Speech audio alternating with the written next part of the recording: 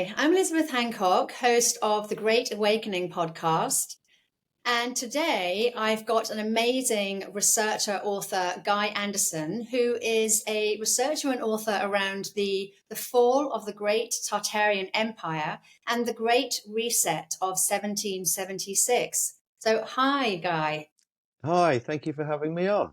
Well, thank you for joining me. And it's been fascinating. I've been chatting with Guy before we started recording, and he is so knowledgeable. But today we're going to focus on Tartaria because he's just written a book about it, which is just launched on Amazon. I think today didn't it? I hit publish today, so within the next few days I should get the editor copies so I can just check everything's okay and that it's presented well and legible. And then once I've approved those, then I'm ordering 100 author copies, which I'm signing and sending out to people that have reserved. But the Kindle book goes live on Friday the 3rd, purposely on Friday the 13th at £6.66. Okay, fantastic. Well, send me the links and I'll put those in the show notes. I will, thank you. Okay, all right. So today we're going to be looking at Tartaria. So let's just start by explaining to people who know nothing about this. Because if you look on the first 2 pages of Google, you'll see all the blogs and articles around how Tartaria is a complete hoax and a made-up empire. Personally, I don't know how these researchers can live with themselves by saying such untruths, and I wonder who is paying their salary, because Tartaria, there's a lot of information about it, isn't there? Yeah, and that's actually something that I've referred to quite often, that if you look at Tartaria or Tartaria on mainstream internet search engines, then you'll find that it's often referred to actually as the underworld, and in biblical terms that it's a void, an abyss of nothingness, and that anything to do with the empire itself is actually just a conspiracy and pseudo-scientific. But all you've got to do is search for early maps, and ironically, in 2012, Vladimir Putin presented an old map of the Tartarian Empire to one of the descendants of the kings of Tartaria, and that was quite well publicised. So my argument would be, why on earth would he have done that, and why would it be possible to still find these maps, especially on search engines like Yandex, where you can actually see the empire, and it breaks up into smaller dominions, if you like, within it. I think what they've done is change the narrative slightly. So what we would refer to, myself and you obviously and other people that have researched this, what we would call the Tartarian Empire, people would probably know it better as the Mongolian Empire. And I think that there's been a name change, and it's to destroy any history or any reference to Tartaria or Tartary ever existing, or being certainly anything of any substance. It's spelt Tartaria, but they dropped the first R, so Tartaria. Yeah, so but people call it lots of different things, and it depends really who you're talking to, because it comes on, and this is possibly to aid confusion, Grand Tartary, Great Tartaria, the Independent Tartary, Independent Tartaria, the Empire of Free Energy. It's referred to in lots of different ways. And then it breaks down into, for example, Independent Tartary, Chinese Tartary. There are lots of different forms of describing this empire and the dominions within it. And it really does depend on who you're talking to and what you're reading. I've got books on travels and explorations throughout Grand Tartary. I've got some on Tartaria, and some talking about Tibet and Mongolia. And within them, they start talking about Tartary, just Tartary on its own. So it depends. And I think that it was called different things by different people, depending on really where you were from and also translation. Because it took up, I think, 90% of the Northern Hemisphere, didn't it? I mean, it was just massive. Yeah, it did. Yeah, and I think really it centered around Russia, and then spun across really the northern hemisphere. But certainly as an ethos, it travelled worldwide. Their architecture, their technology, and their way of life became global. Initially, it was really predominant in Russia and Asia. That's really where you will still see remnants of that today. In fact, a lot of people that research this claim that the Great Wall of China is the Great Wall of Tartaria. And it was built actually to keep the Chinese out and keep them within China and out of the rest of the empire.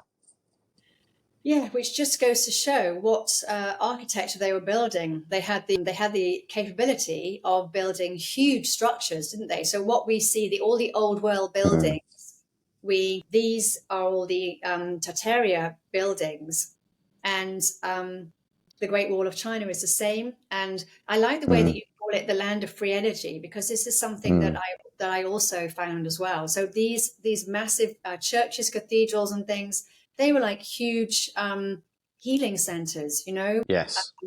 And then you've got the free energy, you know, obviously with the metal spires pointing up and pulling in the ether.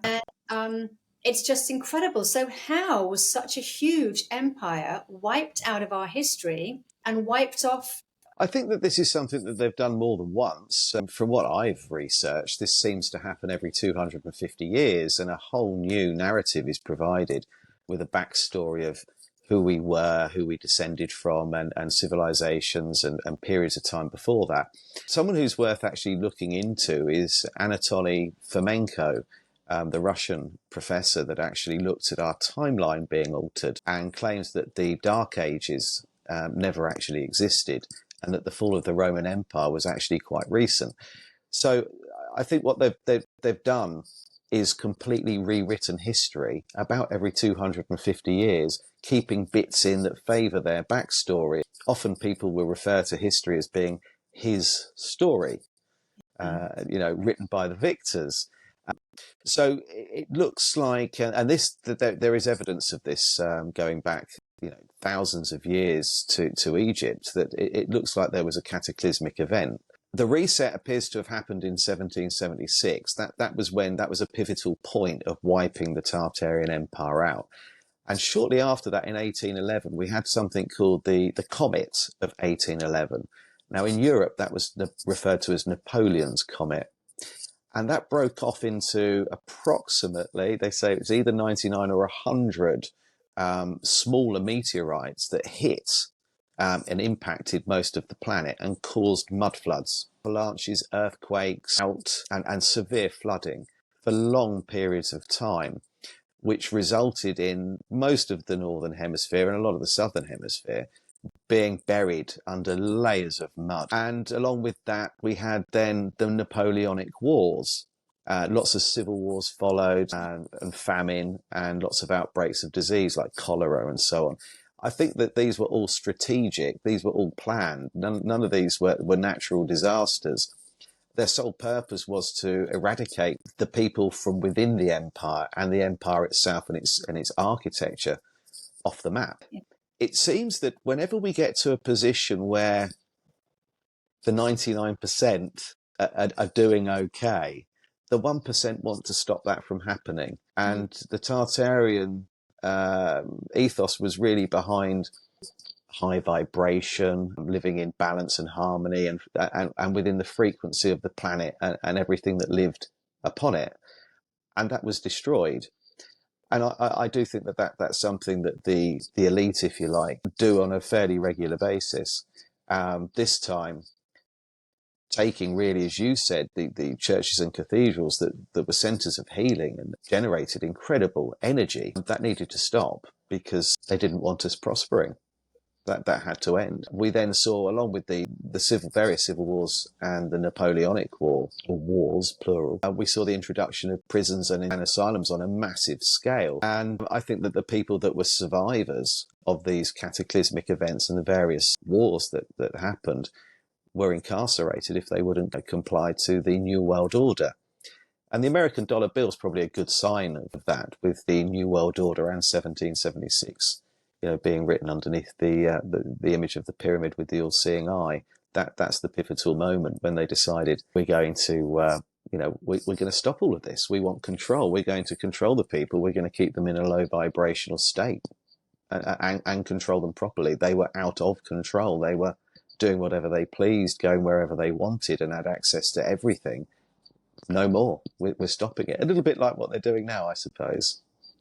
And if what you're saying that is the case, that our history has been so distorted, then how far back do you think our human story goes? How far back, do these civilizations go? I think that, I guess I'm referring now to the story of our origin, and the Anunnaki and Enki and Enlil creating us, or certainly tweaking the Neanderthal man to become more subservient and be able to be able to take orders and obviously go and mine gold. So I think our story goes back to there. But I think that was in conflict with our purpose and what really did create us. And I think that there have been people along the way that have tried to help us understand who we are and obviously been persecuted for it. But if you mean with regard to when did the Tartarian Empire start, then that seems to date all the way back to Gog and Magog, Noah's grandchildren, who some researchers claim one was really the beginning of the Celts and the other was the beginning of the Tartars or the Tartarians. So it goes back to really the beginning of documented time as we know it. So 7,000, 8,000 years after the flood. Yeah. But then you could argue that, if you look into the Anunnaki and the Epic of Gilgamesh and the Sumerians, that actually, that they came here 250,000 years ago and that we were actually created then or modified genetically then. Yeah, and being continually genetically modified, which we can see in our DNA. Absolutely. Yeah, I think that has now been proven, hasn't it, that our DNA has been altered. Yes, absolutely. I mean, categorically, you can see. But, not all of it is bad. And, that makes me wonder, well, who else? Who else has been genetically altering us as the years have gone on? So we'll leave that story for another day, maybe. I know you are a fountain of knowledge, so we can talk about that one another day. But when you talk about Gog and Magog, these are Noah's grandchildren, is that right? Yeah. Okay, and so they then took over, they then took on the world, and so the world are their descendants, is that correct? That's how it should play out, but there have been resets along the way since then. How many, I don't know, but certainly, there have been a lot of them. But the problem is that Anatoly Fomenko and other people have said that literally 800 to 1,000 years has been bolted onto our timeline, and that throws everything out. So how far we go back as a race, it's impossible to know because we don't have access to this information. We're given two stories, aren't we? We're given Darwin's theory of evolution or the story of Adam and Eve. And often when you're just given two stories or two, like, is the world flat or is it actually a sphere? Is it a globe that we're on? Then quite often the answer is quite likely to be something entirely different or in between those two. So it's impossible to tell. I've had enough trouble digging up the information on Tartaria itself and where that started and where it spun. But how far back it goes, all I ever find is Gog and Magog, references to Gog and Magog, and with the first ruler, or the first ruler of any significance being Gilgamesh, and then there's references to King Solomon as well being a Tartarian ruler, Genghis Khan being a Tartarian ruler.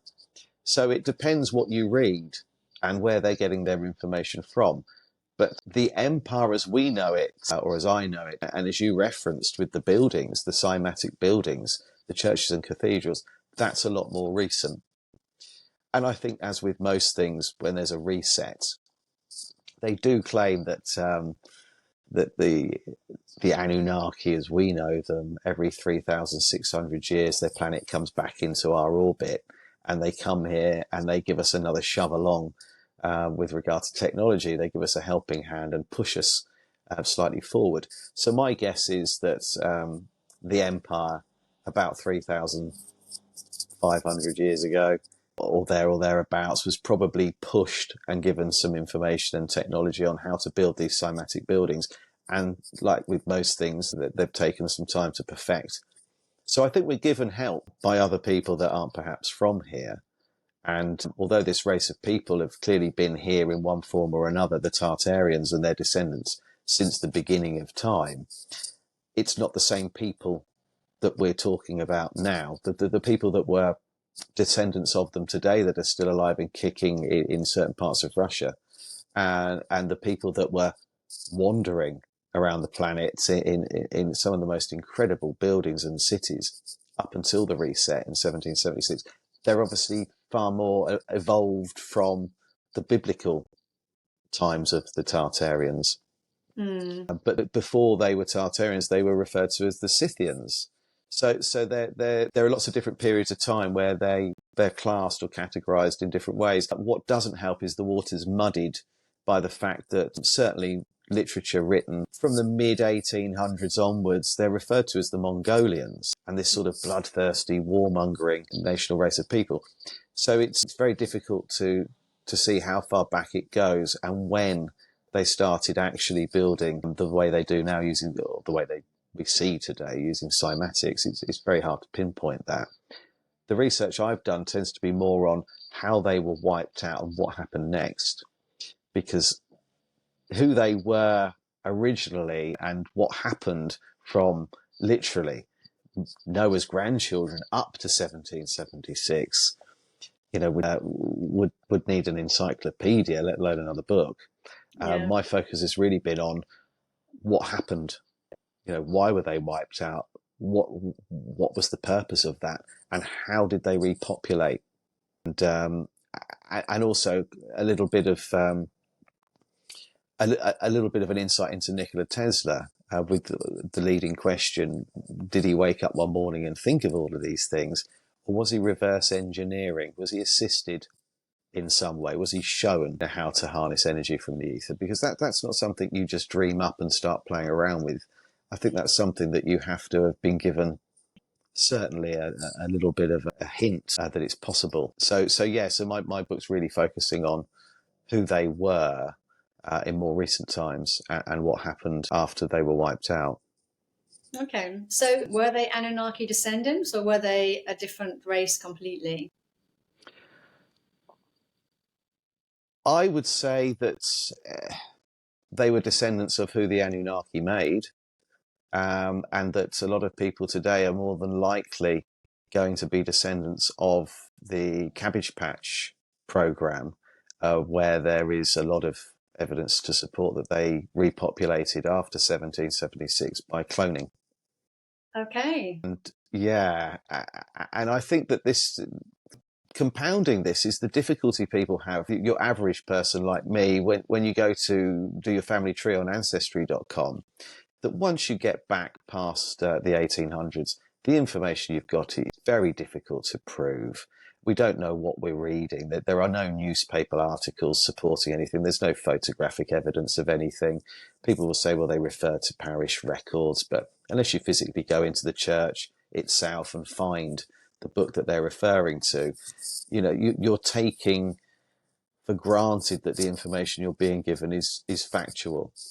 So I think that for many of us, our story and our ancestors and our family tree doesn't go back very far at all. And that was a race of people that descended from the creation, I suppose, of the Anunnaki, the people that they made to mine and mine gold for them and obey their instructions. I think that they were descending from them, and I don't think that there are many of them around today. I think we are a different civilization entirely. Okay. And so where does the white skin come from? And has that become so prevalent because of cloning? Yeah, well, there's research into the Breatharians that were part of the Tartarian culture. And these were people that actually, they say that a little bit like a plant does, that they harnessed their energy from sunlight, and that all they needed was water and direct sunlight. They didn't eat. And that is why they built such incredible structures throughout the world that have no toilets. Now, you could argue that the Romans had toilets, but then you could argue that that may well have been a different race of people altogether. But if it is possible, and there are people out there, and I've had a lot of interesting information through my Facebook group. As soon as I put the post up, I put a post up and it just said, did Tartarians go to the toilet? And people, so I thought I'd be met with some ridicule. It was only a question. And it's always an opportunity for someone to shoot you down. Nobody did. A lot of people actually commented saying that they'd read this, they'd heard this. There are still races of people out there, tribes of people out there that don't eat. They gather everything that they need from the energy of the sun.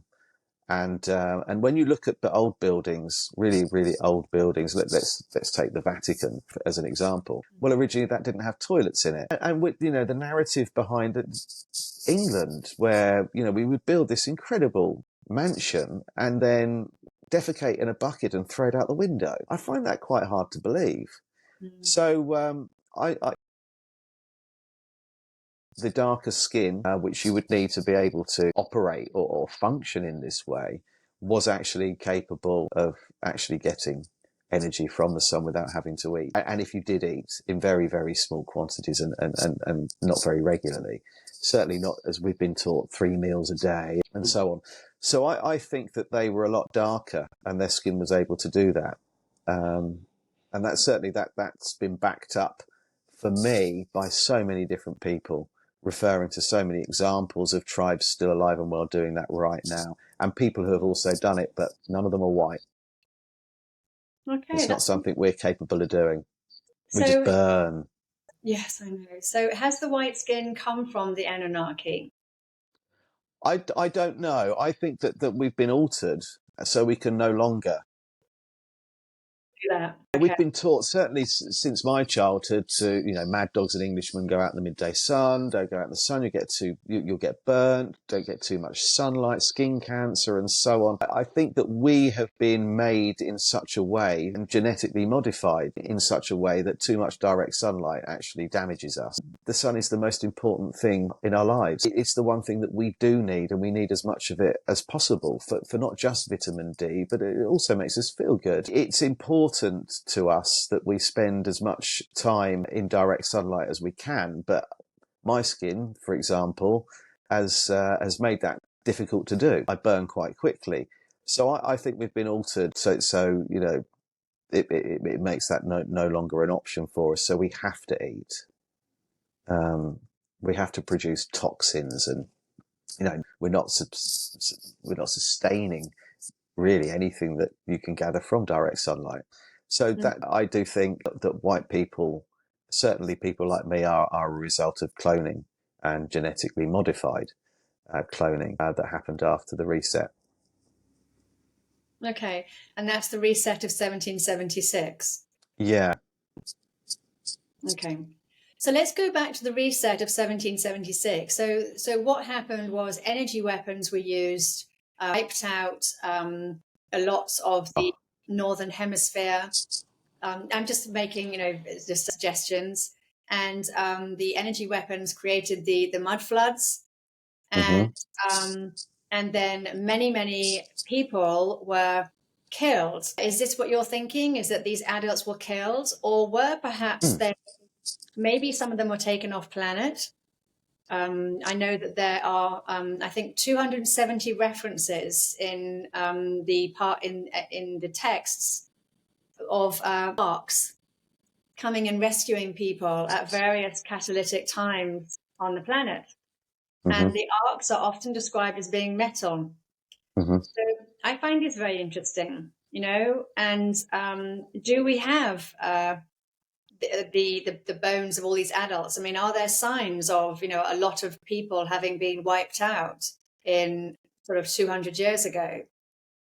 Yeah. So it just going back to you. Now, I hadn't used that terminology or that reference. Direct energy weapons. You know, I said the comet of 1811, and that was really what caused the mud floods. And you've mentioned direct energy weapons. That's interesting, because that's what I believe the comet of 1811 actually was. And there's evidence of incredible heat when these events have happened. I mean, if you can go back to the pyramids that are surrounding the pyramids in Egypt, for example, and I know that we always refer to the pyramids of Egypt, but they're by no means the biggest or the best to see. I mean, the largest pyramid in the world is in Iran, and they're all over the world. The ones, Giza, for example, you can find there melted glass in amongst the sand. The temperature would have had to have been, you know, astronomical. You know, we're talking, you know, to get anywhere near that, we're up in the thousands of degrees to be able to achieve that, to melt rock into glass. So I think they've been used a lot. I think direct energy weapons have been around a lot. And in Buddhism culture, they have a symbol called the Vajra. It looks like a very ornate dumbbell. Elon Musk actually has one on his bedside table. Now, Vajra in Buddhism, that translates to lightning bolt or thunderbolt.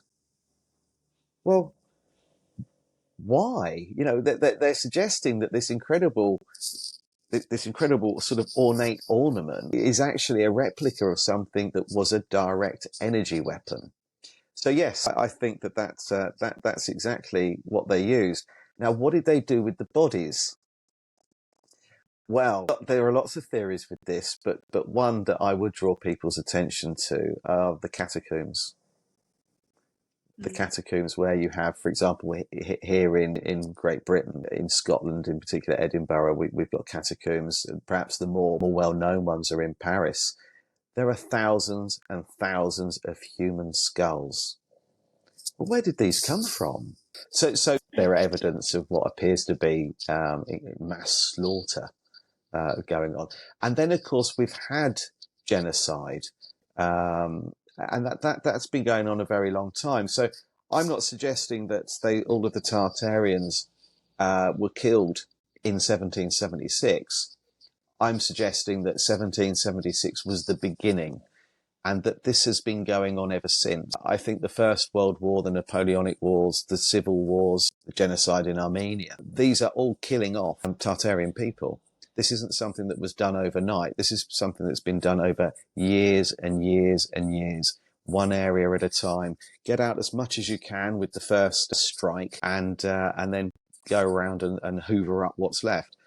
So I think you probably find in some parts of the world that it's still going on right now. People who can trace everything back to the beginning of time, people who remember the Tartarians and have remnants perhaps in their towns and cities of equipment and buildings that were harnessing free energy, and buildings that you can't really explain. They were made by hammer and chisel, and the stones that they built them with came from miles and miles away with such basic and crude technology. That there's still remnants of that. And I think that is why Dresden in the Second World War, and also Hiroshima and Nagasaki, I think that's why they were attacked. They served no military purpose, and we're told that they were just done to, I suppose, crush the morale or show the power or the might of the Allied forces. I don't believe that. I believe that they were pinpointed and targeted because they were remaining Tartarian cities could have quite well have been still functioning using free energy. So it's been an ongoing process. It's not something that was done overnight. One big event was the very beginning of wiping out. There are still buildings, as you know, around today that appear to be able to harness this energy. They're still standing, but they're now dismissed. They're given Sir Christopher Wren designed this. And then we dig into him, and there's no real backstory and explanation as to how he was suddenly able to get this sort of, or win this sort of contract. Or you look at the family, there's no real explanation or true narrative of how that would have happened. And the same is true in Australia and America as well, with a lot of the people they claim built or designed these incredible structures. The backstory is terrible. I think one overlaps in Australia. The first building, the Custom House in Australia, I think in Sydney, they say the first building that was substantial building that was erected was built by someone who would have been 9 years old. It's sometimes they make mistakes. So yeah, going back to what you said, they've been wiped. This has been very much a slow burn. Go in with all guns blazing, and then use justification of civil wars, tsunamis, and world wars to get rid of the bits that you don't want. But people are still starting people are still questioning, or people are starting to question things, so they'll have a war there. The same as I suppose we were told just before the invasion of Iraq, where I think it was a German archaeologist, and this is still on the BBC's website, we were told that he had discovered what he believed to be the tomb of Gilgamesh. Oh, yeah. Within weeks, it was the first site that they struck when they invaded Iraq. Yeah. Why would they take that out? And then the museums were looted and then bombed and destroyed. So I think every time something pops up or rears its ugly head, they'll find justification to go and wipe it out. And I think that's been happening since 1776. Yeah, because Iran was the first city, Eridu, isn't it? That location where all the Sumerian tablets and things, Mm. that all that area, and we've had constant wars in that area. Yeah. And of course, there's so much in Iran. Yeah. Just so many old artifacts and ancient artifacts, and honestly, I can't wait to see all these things that are in there, which I'm sure will come out in the end. Yeah. Have you heard of the Baghdad Battery? Have you seen that? Yes, in fact, I think I even mention it in my next book. Wow, I've got a picture of it in mine. So see, we are literally on the same page, aren't we? I mean, that's fascinating, isn't it? A 2,000-year-old battery. So not just the fact that they had a battery, but the fact they needed one to supply power to something. Yeah, and there's a 20,000-year-old plug. I also mentioned that in my book as well. That I didn't know. If we had a plug 20,000 years ago, what was channeling through it. Yeah. And so, I just find all this really, really fascinating. But what I'm more interested in actually is free energy, because, I already think that people are using free energy, definitely the Rothschild, the Rockefellers, and I wouldn't be surprised if the energy companies weren't charging us for something and then they're pulling the energy in from the ether themselves, And a lot of people suggest that the electricity pylons are Tesla towers, and that these coal-fired power stations are just a red herring. They're not actually really doing anything. They're just giving us the impression that they are, but the energy is harnessed through the pylons and sent to the home for free. So yeah, I've read that in a lot of places. It just wouldn't surprise me. Nothing surprises me anymore about this. No. But what I think is so important is spreading this knowledge so that, we can wake up and, not be the next great reset, not be the next one, which is coming up in 2026. Is that what you said? Yeah. I mean, that's if it is, as they say, every 250 years, then we are at the very beginning of it. And I think that 2020 was the start of the process, and I think 2026 will see something quite significant happen. Well, I think we'll see significant things happening next year, actually, 2025. I think there'll be a lot of things happening next year, but I think that they'll be more positive. So, I feel that things are getting a lot more positive, and it's a feeling that I can't shake. So, I'm exploring it from that angle as well. But I know that we have 2030 is the Great Reset, the World Economic Forum. And my understanding is the World Economic Forum are beginning to take a bit of a tumble, and people are very much turning away from them. I don't know if you've heard this at all. Unfortunately not, no. And the same with the World Health Organization. I was just was sent some information the other day actually by Richard Vobes, and it was Portugal. That's somewhere that my wife and I have been thinking of buying land, and I've mentioned it to yourself. And they are now going full steam ahead with introducing the vaccination passport and the actual digital vaccination medical ID, if you like. They're going full steam ahead with that. That surprises me, because I thought that had sort of disappeared, that was something after the pandemic that had quietened down, and to hear it back up and running. And it's also going to be introduced in Germany and 3 other countries. I can't remember where they are, but Portugal was the one that rang alarm bells for me. And their goal is to restrict movement for people who aren't carrying this card and aren't fully vaccinated. And it will be, you can't get into certain venues, you can't access certain facilities. I genuinely thought we'd overcome that we'd sort of beaten that people weren't playing ball with it. So I don't know. And of course, the person who's up to replace Klaus Schwab is it the CEO of Microsoft? So that's someone with an incredible amount of data and information and access to us. You said like this is on Google Chrome, and obviously they're all part and parcel of the same sort of same technology platforms, aren't they? And we're all so it's difficult. I mean, there's nothing I would love more than to hear that the World Economic Forum was losing its power, its support, but look who backs it and where they're funding their members. This is a really, really powerful organisation.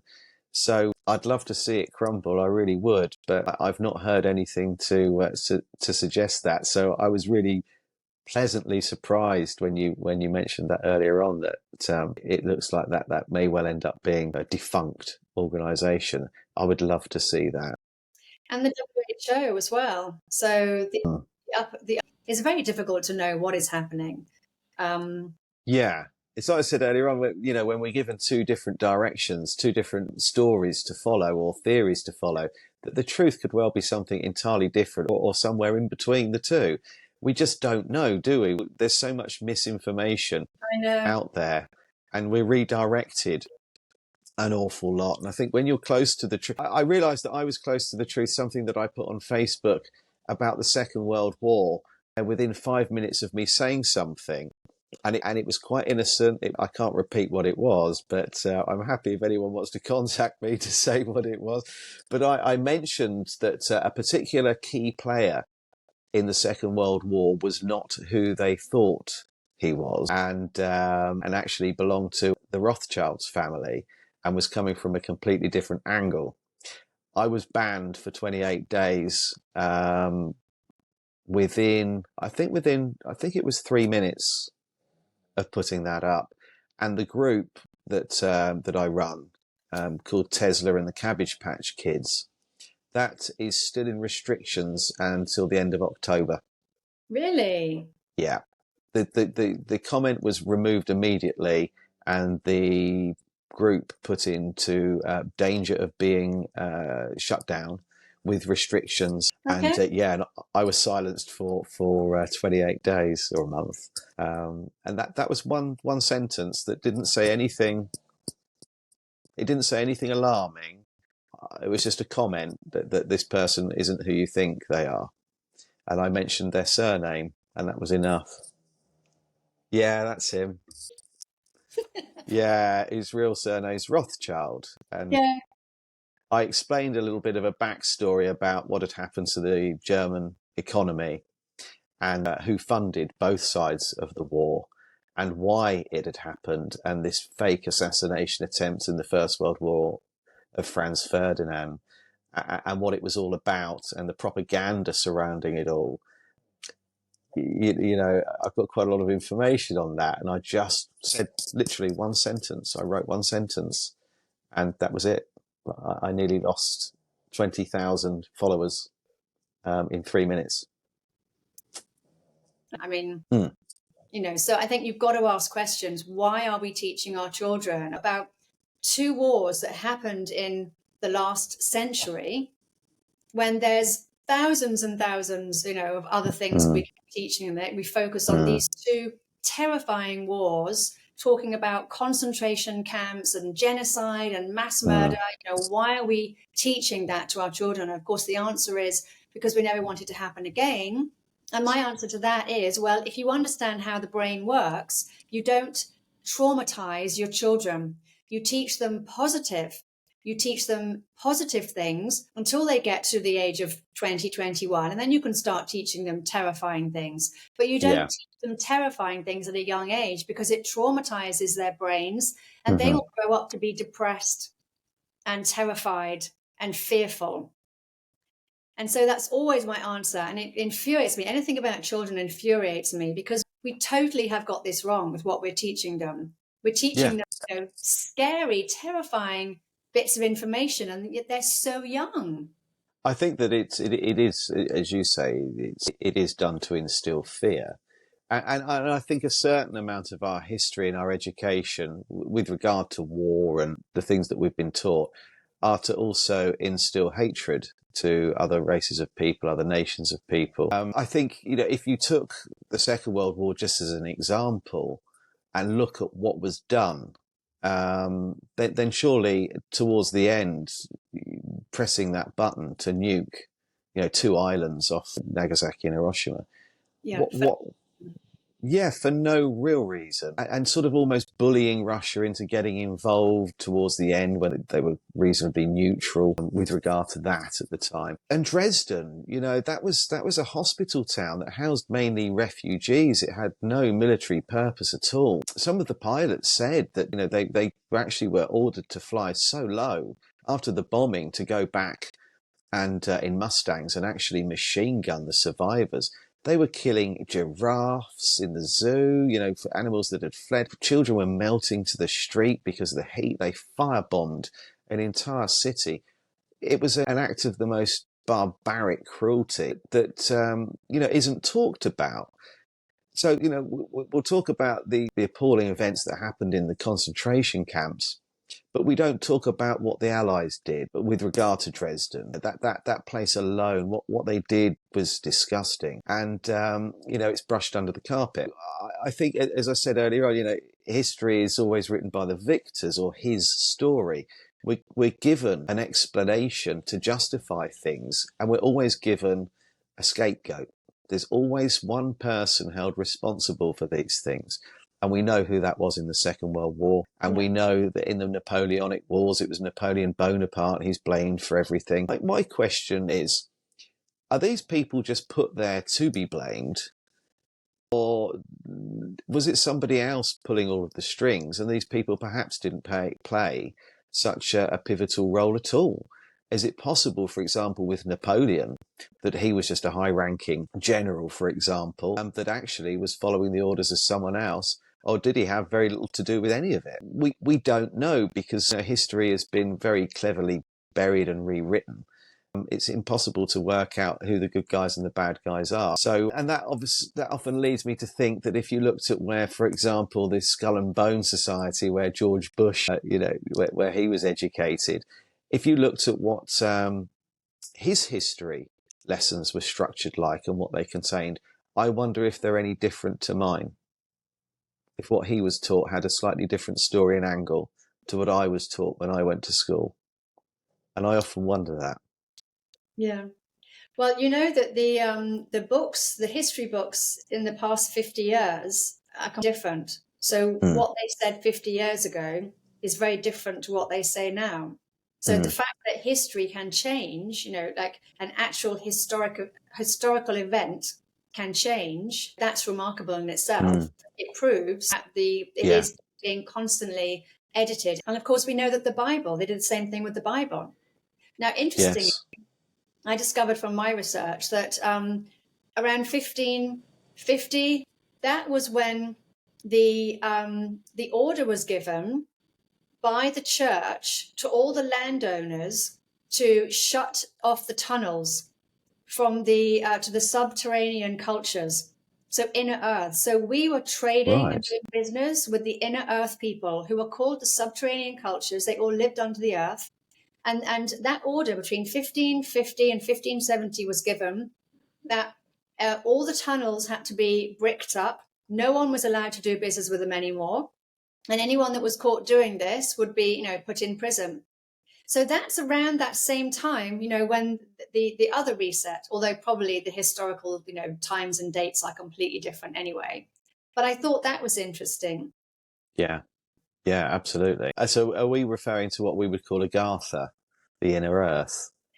Well, yes, although, Agartha may even be, another dimension. Who knows? The Agarthans, the Telosi, they apparently originally came from Alpha Centauri. Right. Been living under there for thousands of years, but also many humans have gone under the earth over the years. 70,000 years ago, they went under the earth from Hyperborea. Atlantis, they went under the earth then. I think there's been a lot of disarray, a lot of warring, and they've gone under the earth. They've gone inside the earth. So there are many Yeah. humans living inside the Earth, but there are also these other people from, from other planets who've been living under there, I think, for, tens of thousands of years. Do you think that that's who Admiral Byrd stumbled across when he went to the South Pole, to Antarctica? Yeah, so he stumbled across the Tolosi. And in fact, the Tolosi Agartha, they're the same. They're just, I think, Mhm. living in different parts of the world. And his son Mm. published his diary after his death. But in fact, there's a lot of information to show that Admiral Byrd and his descendants actually, they went off planet themselves and created another colony somewhere else, So Wow. I mentioned this in my book briefly, but I just think, that this earth is so much more different to what we've been taught, inside the Yes. outside of the earth. The Mayans talked about the upper, middle, and lower levels. Yeah. Have And you heard of a book called The Adventures of Baron Trump? no, it's an Well, interesting. quite. Yeah, it's quite old, and it's the story of Baron Trump, who goes off wandering, exploring northern Russia, so Archangel, which I think is Siberia now. And so he actually goes there, and there is an entrance there where you can access the world inside the Earth, and that's what the book's all about. And I find it so fascinating that it's the adventures of Baron Trump. Especially as Trump is said to be a time traveler. Absolutely. And of course, if you look at John Trump, Donald Trump's uncle, who retrieved the files from Tesla's hotel room, the only files he never handed over were the ones on time travel. They were the only ones that were never handed in. And some people say, is Donald Trump a time traveler? Is that who we're seeing? Apparently. Yeah, there's a lot of information out there on that, and it sounds like you're barking mad when you go on this sort of topic, but it's hard to dismiss it. Especially with this particular book, for example. I mean, it's not just been thrown out there recently and made to look old. This is an old piece of work. And John Trump was the person that the FBI sent in to retrieve all of the files. So there's a lot of evidence to support that it's possible. And Tesla had been working on that. So Yeah. who knows? Maybe one day we'll find out. Yeah, Maybe because, Donald Trump. and of Yeah. course we have the the Skinwalker Ranch in the Yes. US. And they found dinosaurs and direwolves who have become extinct in our world. But so they thought that they were seeing the past, and they were looking into other dimensions, and they took thermal imagery of these creatures, and they even tried to shoot them, and the bullets didn't work, which showed that they were in another dimension. They weren't in Right. physical form. That could have been the past. And I think that all this is going to be coming out over the next sort of, I don't know, however long, really, 10, 20, Oh, I 30 hope so. years. We're going to be exploring all of this, and all this information will come out. I don't know. I feel very hopeful about the future. I don't know why, but maybe it's just, wishful thinking. But I do agree, that we need to stamp out these elites, whatever it is they're doing, and we need Yes. to spread light on what they're doing, because Yeah. people, always gets me is that it's a prison. We're in a prison with an open Yeah. door. They Yeah. don't actually control us. Nobody controls us. We're the ones policing ourselves, and we're the Yeah. ones who put ourselves in these prison. And I think once we get our head around the fact that we are the majority, whether we're cloned Mm. majority, who knows, but we are the majority. Mm. And all we have to do is just one day just say, no, not doing it. Yeah. Not Yeah. going to Stop work, complying. not doing that. No, I'm not doing anything like that. We just sit in our home, refuse to actually be part of their society and their financial world and their Yeah. corporation world and their pharmaceutical world and their 9-to-5 rat race world that they've created to keep us all so busy that we don't see what they're up to. We just have to not play in that playground anymore. That is literally Yes. what we have to do. It's so easy, but it's so Yeah. hard for people to do. That's the last paragraph of my book.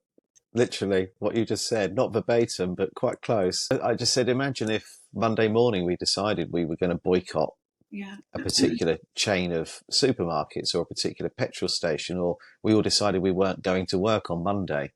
We could change the world in 24 hours. I know. If we unite, if we stop looking at things that have been introduced to divide us, whether it's religion or even what football club you support, these have only been introduced to divide us, and the Romans were very good at doing that, and we've learnt nothing from their divide and conquer technique. You know, we don't realize that. Is it possible that the introduction of football here was to get people that are neighbours to hate each other? Is that possible? I think, And the religion, does it really matter what religion you are and what you believe? Should it cause enough animosity to kill someone? And the colour of someone's skin, how important is that? Is language a barrier specifically to stop us uniting? You know, so I often wonder, you know, is it possible that we've had hurdles put in front of us to stop us uniting globally? yeah, absolutely. I And think baseball's probably the funniest one. If you look at a baseball pitch, it's the Masonic set, square, and compass, and people dismiss it. They don't see it. yeah, And again, you know, a brilliant game where you can get two next door neighbours to want to beat the living death out of each other once a week over nothing, over something that does not matter. You know, I I don't get it. I do think that there has been frequency bombardment, though. I do think Yeah. because it just doesn't make any sense that people have been so brainwashed and they are still so brainwashed. You know, and there's Mm, so much information out there, so much mm, information, and I mm, think, you know, just this sort of energy, as I talk about in my first book, you know, energy fields. We can see that we're surrounded by energy fields. You know, mm. electromagnetic. You know, this is how the world works, and when you Yeah. understand how to harness that, and of course, the satanic ritual, they use black magic, they use the Mm, magic spells, which is harnessing the energy. When you understand that that's what they've been doing, then you begin to understand how they managed to create this world so easily. yeah. Because in a sense, they've been, you know, winding the energy back to them the whole time. But I Yes. feel that this is being undone. Yes. And Yes.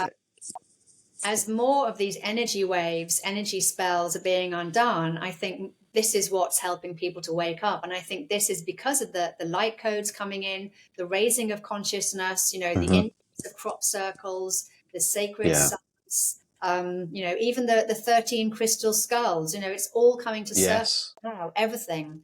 And that is shifting our consciousness, raising our consciousness, which is making us wake up.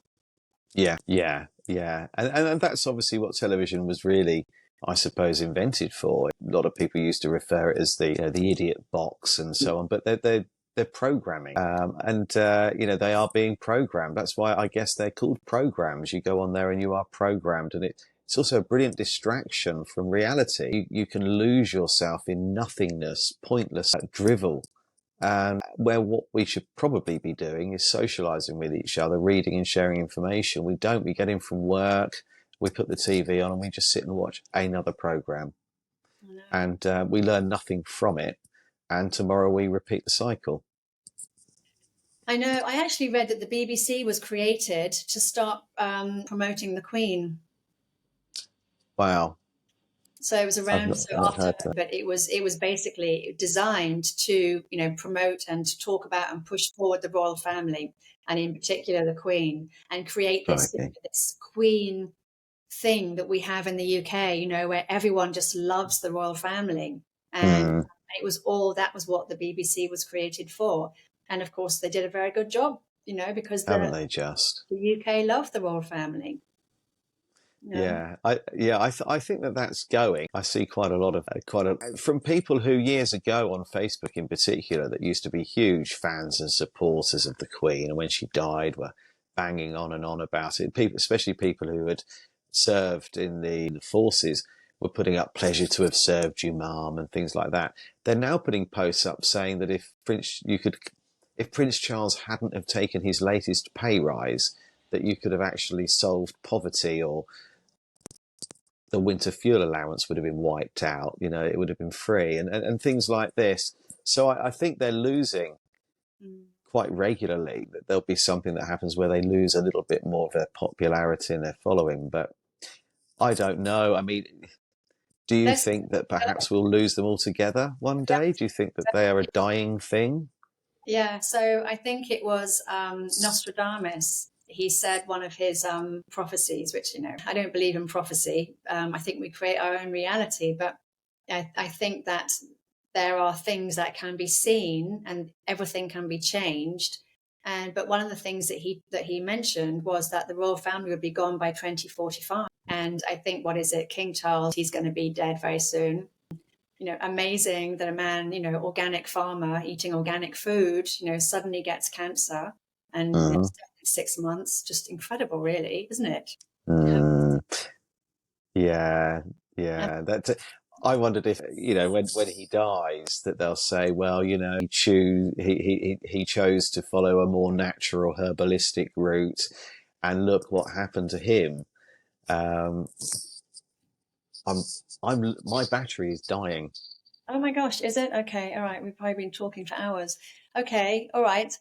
Well, okay. Well, thank you very much for coming on and talking. I feel like we didn't talk about loads of things about Tartaria, so maybe you can come back. No, We can do part 2 on that because I yeah, really I'd love to. Yeah, we sort of went off on a few different tangents, didn't we? I wanted to talk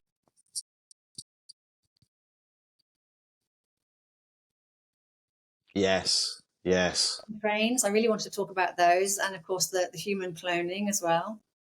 yes. Oh, I'd Maybe we'll, love to come back on and cover that. yeah, Yeah, yeah. absolutely. I'd love to. Yeah. Okay, we'll do part 2 on that then. Okay, thank you. Yeah, that would be great. Okay, all right, and I'll put all the links below. Okay, for your new book and everything like this as well. Yeah. Thank you. I can't believe how long we've been talking for. It's great to meet you. Thank you so much. And you. Again soon. Okay. And you. Thank you. Thank Okay. you. Take care, Elizabeth. You too. Bye. Bye. Bye.